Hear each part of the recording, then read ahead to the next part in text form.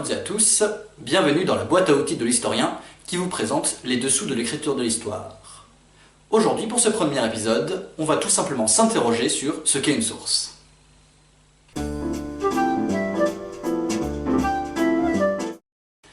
Alors qu'est-ce qu'une source? Je vais vous donner une définition simple et précise, qui est personnelle.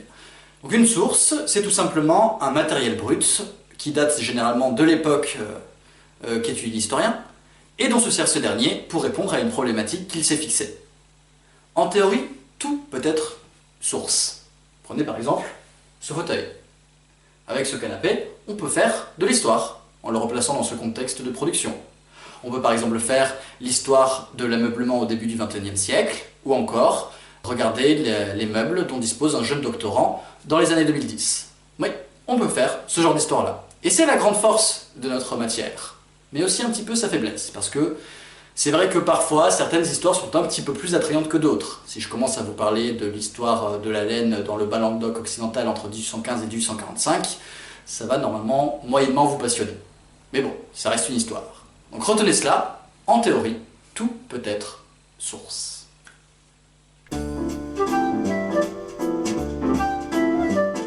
Je vous ai dit tout à l'heure que tout pouvait être source. C'est exact, mais globalement, les historiens classent quand même les sources dans 4 grandes catégories, que je vais brièvement vous exposer maintenant.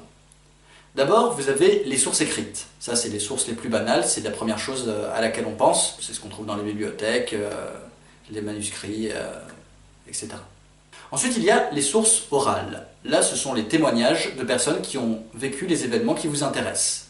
Mais ça vaut que pour les périodes les plus récentes. Parce que pour le Moyen-Âge, par exemple, comme ils sont tous morts, on ne peut pas trop les interroger. Ensuite, il y a les sources iconographiques, c'est-à-dire les images. On peut faire de l'histoire avec les images, que ce soit des peintures, des monnaies ou des affiches, etc. Tout ça, ça rentre dans la catégorie des sources iconographiques. Et enfin, nous avons les sources archéologiques, qui ne sont à ne surtout pas négliger, notamment pour les périodes les plus anciennes ou pour les sociétés de tradition orale pour lesquelles nous n'avons aucun écrit.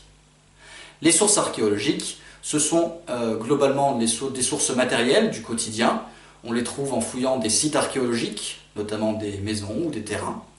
Et ça peut être très bien du textile, comme de la céramique ou tout autre objet du quotidien. Le mieux, c'est de combiner les sources écrites avec les sources archéologiques. Il y aura un épisode spécial consacré à ces sources archéologiques.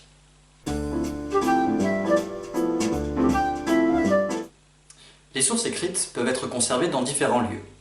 Les musées, les bibliothèques et même chez des particuliers. Leur lieu de conservation le plus commun est cependant le dépôt d'archives. Globalement, en France, il existe 3 niveaux dans les dépôts d'archives.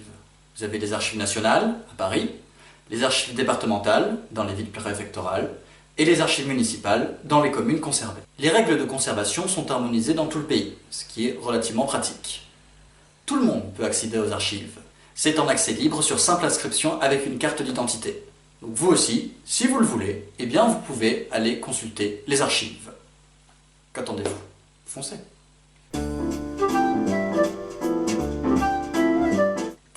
Avant même de se plonger dans le contenu d'une source, on peut faire de l'histoire en examinant la forme. Le parcours du document est en effet intéressant à analyser en lui-même. Dans quel but a-t-il été écrit? Ce but est généralement différent de la problématique que se fixe l'historien.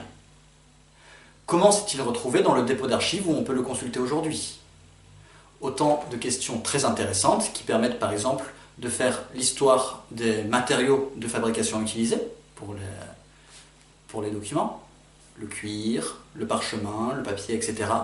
Des techniques d'écriture aussi, les techniques d'écriture qui varient selon le scripteur, selon la période, selon la région, ou encore des informations sur le scripteur en lui-même, sa personnalité qui transparaît dans son style. Bref, la forme de la source est déjà une histoire en elle-même.